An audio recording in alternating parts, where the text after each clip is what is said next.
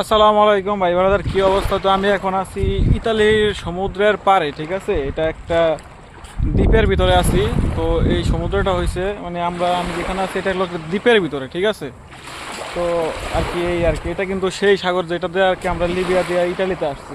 এটার ওপারে আপনার লিবিয়া, এই পারে হলো ইটালি, ঠিক আছে। এটা সেই ভূমধ্য সাগর যেটার ভিতরে আর কি হাজার হাজার মানুষ, মানে হাজার হাজার, এই সাগরের ভিতরে হাজার হাজার মানুষের আর কি স্বপ্ন কবজ হয়েছে, আবার হাজারো মায়ের বুক খালি হয়েছে, ঠিক আছে।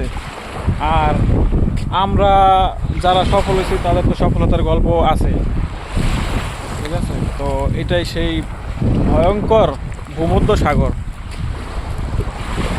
আর ওই পারেতে যারা এখনো আছে, দোয়া করি আল্লাহ তাআলা তাদের জন্য লিবিয়ার থেকে ইতালিতে তাড়াতাড়ি আনার ব্যবস্থা করে, ঠিক আছে। কারণ কি, লিবিয়ার জগৎটা হয়েছে একদম একটা ভয়ানক জগৎ। আল্লাহ তাআলা সবার ইটালিতে আইনা পৌঁছায় দেবে।